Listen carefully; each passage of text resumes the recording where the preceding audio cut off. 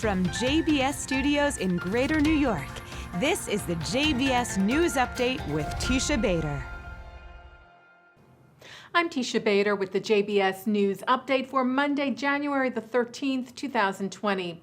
A special Knesset committee will debate Israeli Prime Minister Benjamin Netanyahu's request for immunity.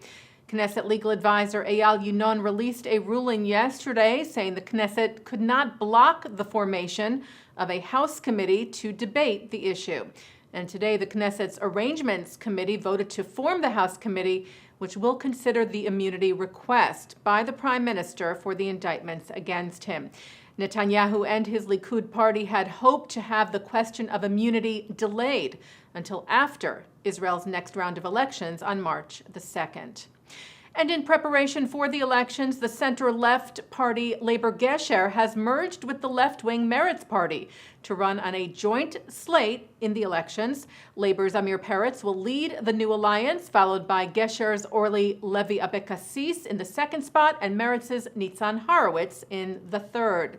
The leader said the new merged alliance will be the social heart and diplomatic compass for the next government after the end of the Netanyahu era.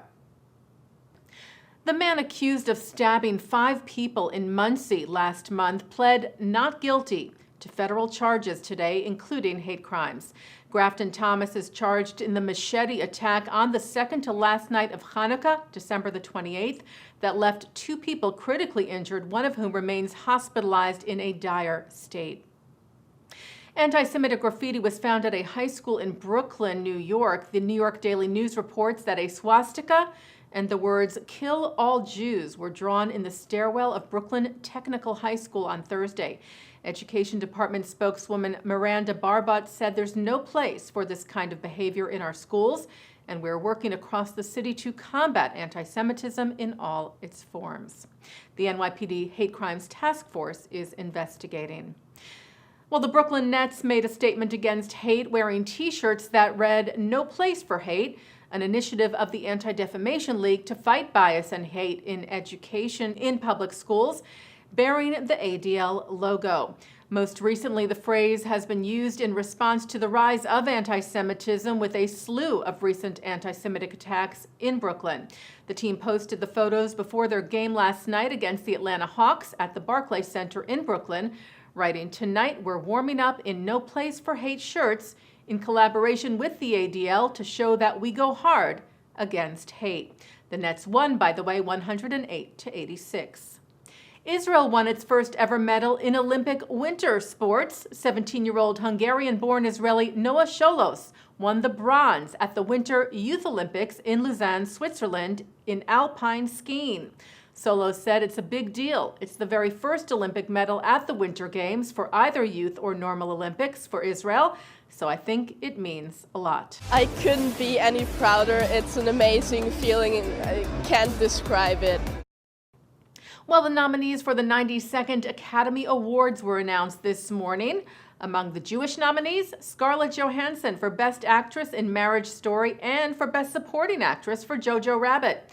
Marriage Story was also nominated for Best Picture and was written and directed by the Jewish Noah Baumbach, who was nominated for Best Original Screenplay. Jojo Rabbit was nominated for Best Picture, and its Jewish director and writer, Taika Waititi, was nominated for Best Adapted Screenplay. Sam Mendes, who is Jewish, was nominated for Best Director and for co-writing Best Adapted Screenplay for 1917, which is also up for Best Picture.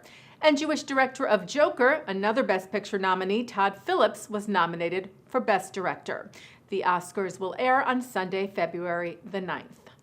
Taking a look now at our programming for tonight on JBS for Monday, January the 13th at 7. It's The Wisdom of Dr. Ruth at 7:30. Roberta Grossman talks about her film, Who Will Write Our History?, about Jewish life in the Warsaw Ghetto. That's on Jewish Cinematheque with Eric Goldman. At 8, Professor Nechama Ashkenazi discusses the works of 2 Israeli literary giants, Amos Oz and Aaron Appelfeld. At 9, Mark Golub sits down with Joshua Safran on L'chaim. At 10, Rabbi Harold Kushner speaks at the 92nd Street Y. And coming up right after this newscast, it's Good Week, Israel. And that's the JBS News Update for Monday, January the 13th, 2020. I'm Tisha Bader.